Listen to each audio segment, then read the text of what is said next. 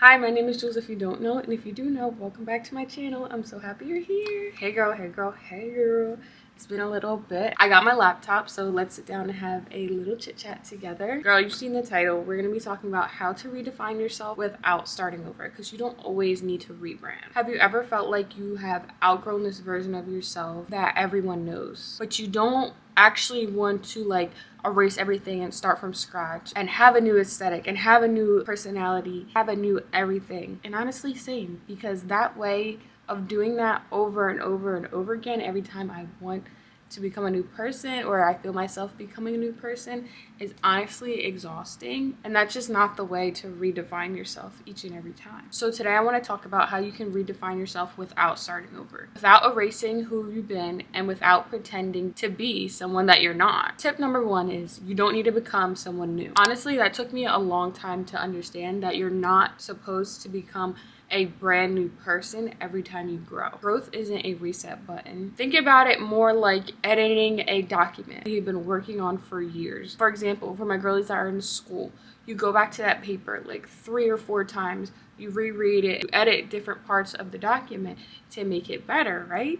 Think about growth like that for yourself. You're allowed to keep in what still fits in the document. You're allowed to let go or delete what doesn't, and you don't owe anybody an explanation for those decisions. That's the best part about it. So think about growth like that. You're constantly refining and making these little tiny changes to your life rather than trying to reset everything at once. I have a video on my channel called 5 Micro Habits That Create Macro Life Changes, and that's exactly what I'm talking about right here. Those habits in that video has helped me grow in different ways. Like that document, we just need to make those little micro changes in our day-to-day life that will make that big macro difference overall. And honestly, when you put it like that, it really blows your mind. Like, not how simple it is to redefine, but just that you just don't need to change everything at once, and it's less overwhelming and more peace in thinking it like those little micro changes than those macro changes. Tip number 2, redefining yourself usually isn't about doing more. It's about giving yourself permission to do in general. Permission to change your mind. Permission to want different things that you wanted last year, even if you may have told someone things that you wanted. Permission to show up quieter, louder, softer, or even stronger. You don't need to have an announcement post or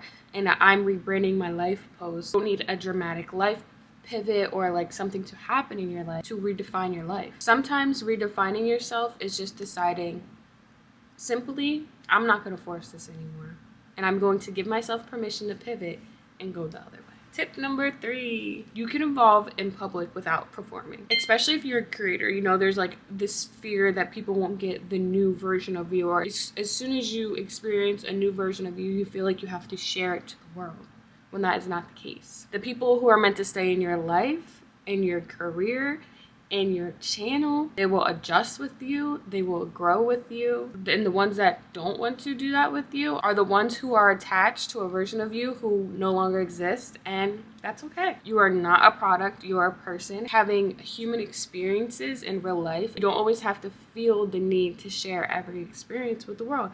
And even I struggle with this sometimes. Like, as soon as I find something new or find something about myself, so like sometimes I want to share it. Like if I make like a new discovery in therapy or with my relationship with God, I'm like, oh, I want to share this so other people can learn from it.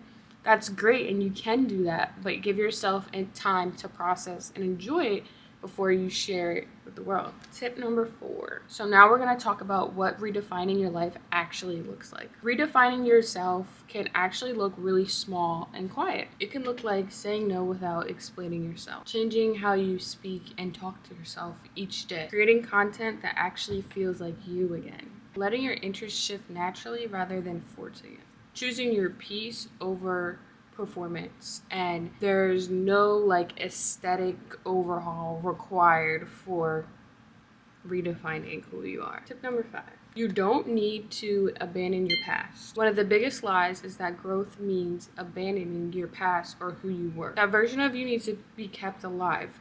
You tried your best in those moments with what you knew at that time. You don't need to be embarrassed by your past to honor your future and who you are becoming. You're not starting over from scratch. You're continuing with who you are. like I said earlier, making slight edits in those documents. If you're in a season where you feel different, but not necessarily like you need to be new, where you're changing, but you're still very much yourself, you're like in that in-between phase, not like, that's not confusion, that's clarity setting in. You're allowed to redefine yourself at your own pace. No rebrand, no reset, just honesty and bringing who you are. And remember, you don't need to start over to evolve. Thank you so much for watching this video. I hope it resonated with you in some way. Don't forget to like, comment, and subscribe. And I love you, God loves you, and God bless you, and have a great day.